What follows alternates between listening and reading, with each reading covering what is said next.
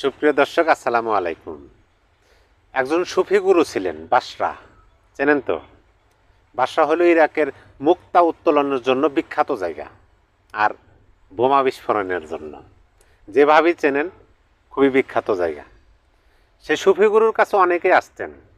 এক ব্যক্তি এসে বললেন, গুরুমশাই আমাকে কিছু শিক্ষা প্রদান করেন। কিন্তু সুফি গুরু মানা করলেন, হবে না। তারপরে কিছু গুরুত্বপূর্ণ ব্যক্তি আসলেন, তাদেরকেও তিনি মানা করলেন। তিনি এই মানা করার না বলার কারণে ব্যাপক বিখ্যাত হয়ে উঠলেন। এক পর্যায়ে ওখানকার স্থানীয় এক পণ্ডিত, বড় মাপের এক পণ্ডিত আসলেন এবং সুফি গুরুকে বললেন, গুরুমশাই আমাকে কিছু শিক্ষা প্রদান করেন। তখন গুরুমশাই বললেন, না, হবে না। তখন বললেন, না, হবে না বললে তো হবে না, আমাকে শিক্ষা দিতে হবে।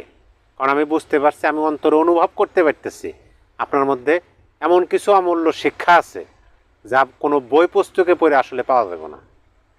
তখন ওই সুফি গুরু বলতেছে যে আসলে আমি মানা করতেছি এটা আমার অনিচ্ছার কারণে না, এটা আপনি শিক্ষা গ্রহণ করতে চাচ্ছেন না, সেই জন্য আমি মানা করতেছি।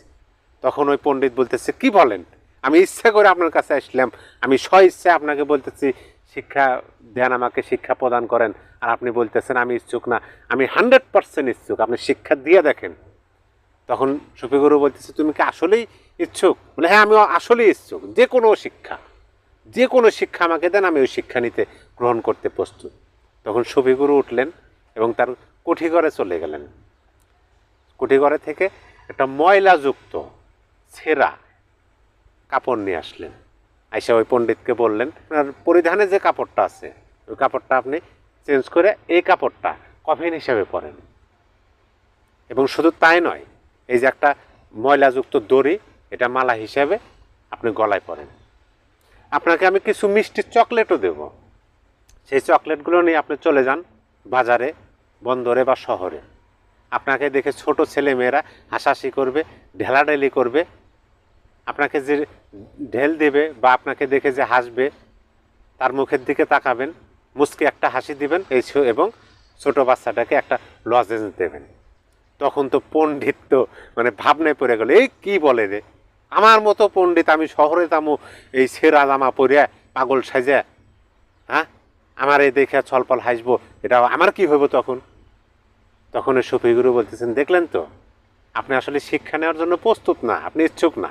আমি মানা করি আমার অনিচ্ছার কারণে না, আপনাদের শিক্ষা গ্রহণের কোনো ইচ্ছা নাই, সেই কারণে আমি মানা করি। দেখেন, বিষয়টা হলো যে আমাদের এই ছোট্ট জীবন, দেখেন বাংলাদেশের গড় আয়ু অনুযায়ী কয় বছর বয়স আমরা বাঁচি? যদি 70 বছর ধরি, 70 বছর কি বেশি সময়? বেশি সময় না। 70 বছর মানুষের জীবনে ছোট্ট একটা সময়। দেখেন, আমি যদি এই মুহূর্তে ইন্তেকাল করি, আগামীকাল বা এর পর মুহূর্ত থেকে পৃথিবী চলতে কি কোনো অসুবিধা হইব? কোনো অসুবিধা হবে না, পৃথিবীর মতো চলবে। তাহলে আমাদের মধ্যে এত সিরিয়াসনেস কেন? আমরা একটু ফ্রি মাইন্ডে, একটু সিরিয়াসবিহীনভাবে চলতে পারি না? কোনো সমালোচনা করলে, কোনো সত্য কথা বললে কারো না কারো গায়ে লাগে, বলা যায় না, সবারই মন রেখে চলা যায় না।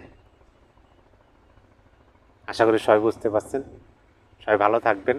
আর অবশ্যই অন্তত সপ্তাহে একদিনের জন্য হলো, 1 ঘন্টার জন্য হলো এই সিরিয়াসনেস থেকে বাইরে আসুন, মুক্ত মনে অবুঝের মতো একটু চলাফেরার চেষ্টা করেন। সবাই ভালো থাকবেন। আল্লাহ হাফেজ।